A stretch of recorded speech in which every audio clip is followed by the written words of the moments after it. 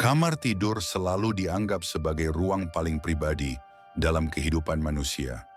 Ia bukan sekadar tempat untuk beristirahat, melainkan tempat di mana seseorang menunjukkan dirinya yang paling asli. Di luar kamar, manusia bisa memakai topeng sosial, tersenyum ketika lelah, tertawa saat sedih, atau berlagak kuat ketika hatinya hancur. Namun di kamar tidur, semua topeng itu dilepas.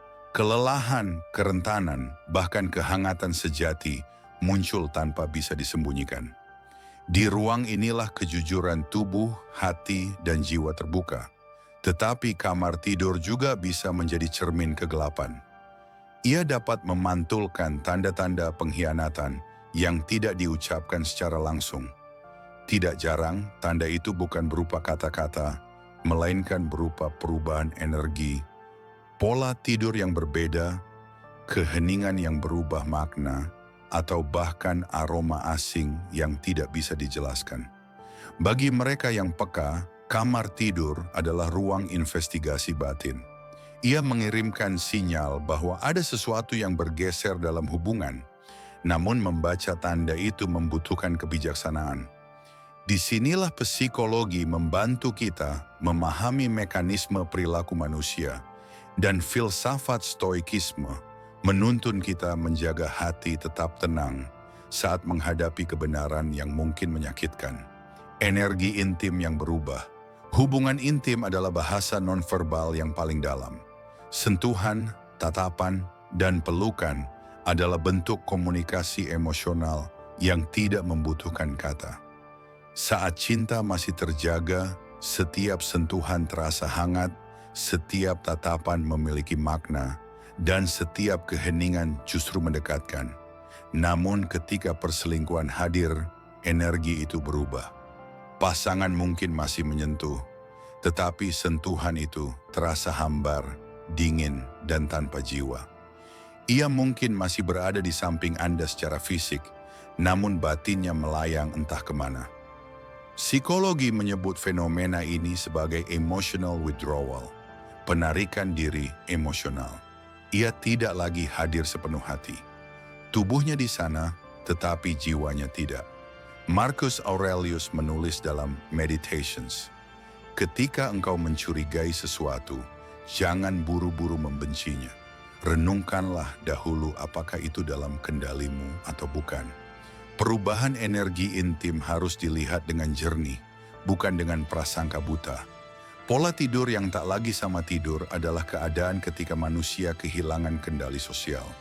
Di saat tidur, seseorang tidak bisa berpura-pura. Itulah sebabnya pola tidur sering menjadi penanda jujur kondisi emosional seseorang. Jika pasangan Anda mulai sering tidur larut malam dengan alasan bekerja, sibuk dengan ponsel sebelum tidur, atau bahkan lebih suka tidur di sofa, ini bisa jadi bentuk avoidance behavior, perilaku menghindar untuk meredakan rasa bersalah. Psikologi kognitif menjelaskan hal ini dengan konsep cognitive dissonance.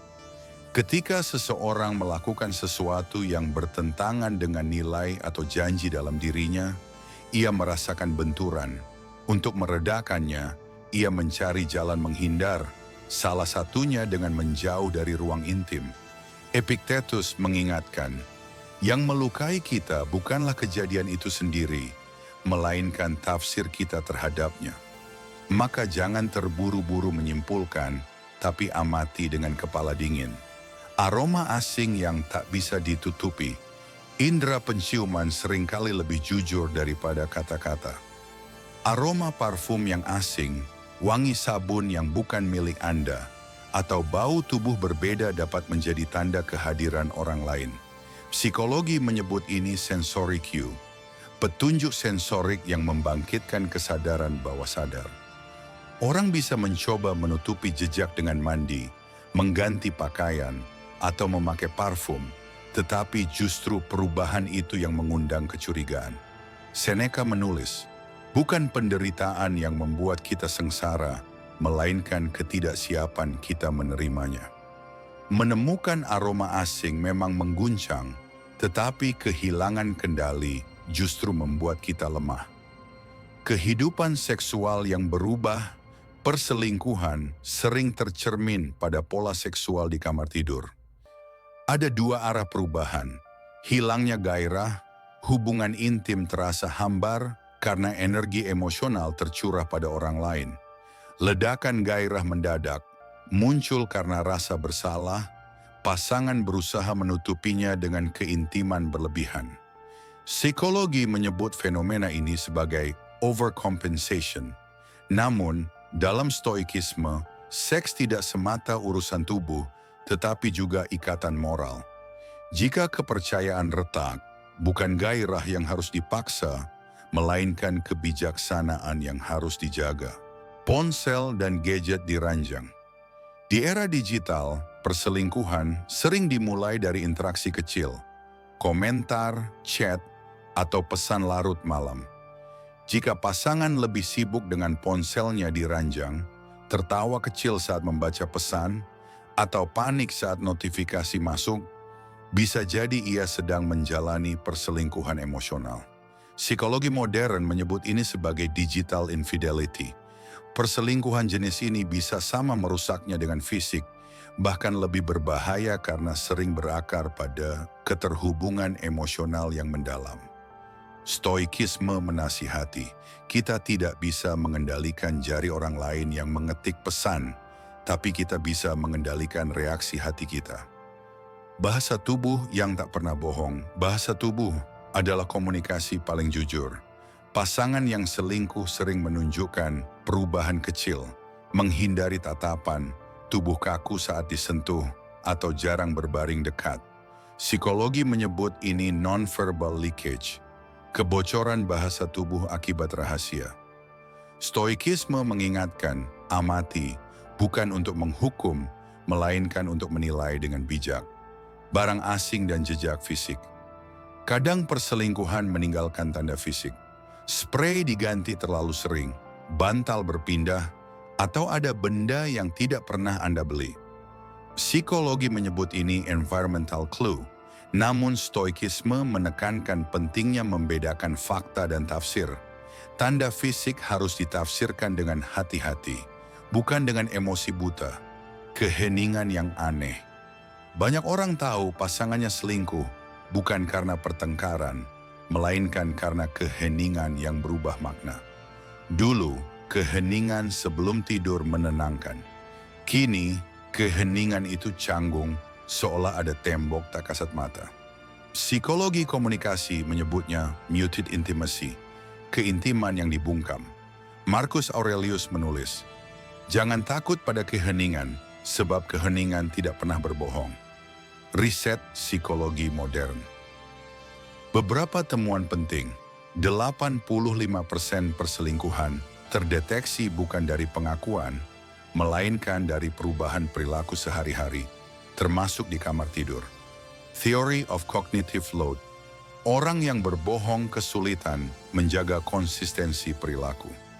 Kamar tidur adalah tempat di mana kebohongan itu sering bocor. Attachment theory. Pasangan dengan ikatan emosional lemah lebih rentan selingkuh, dan tanda paling jelas muncul dalam ruang intim. Digital Infidelity Research 2024. Lebih dari 60% perselingkuhan modern bermula dari interaksi digital.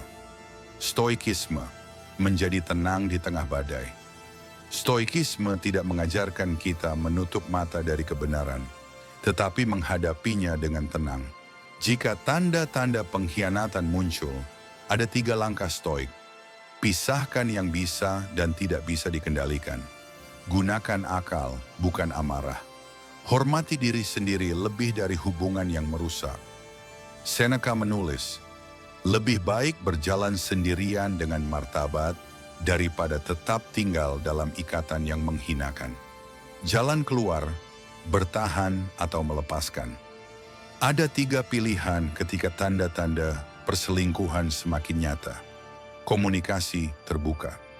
Sampaikan perasaan tanpa tuduhan, ajak bicara dari hati ke hati, rekonsiliasi.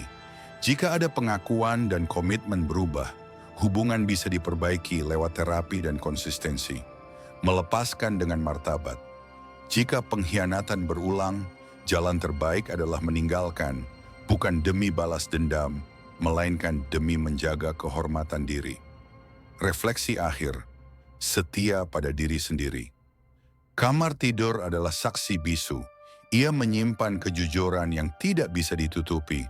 Ia mencatat perubahan energi, keheningan, aroma, bahasa tubuh, hingga jejak digital. Semua itu berbicara meski tanpa kata. Namun lebih penting dari tanda-tanda itu adalah bagaimana kita menanggapinya. Psikologi memberi kita pengetahuan, stoikisme memberi kita kekuatan batin. Dan dari keduanya kita belajar satu hal. Kesetiaan terbesar bukanlah menuntut orang lain untuk setia, melainkan tetap setia pada diri sendiri. Setia pada martabat, setia pada ketenangan batin, setia pada kebijaksanaan yang tidak bisa diguncang oleh pengkhianatan siapapun. Karena pengkhianatan sejati bukanlah ketika orang lain meninggalkan kita, melainkan ketika kita meninggalkan diri kita sendiri.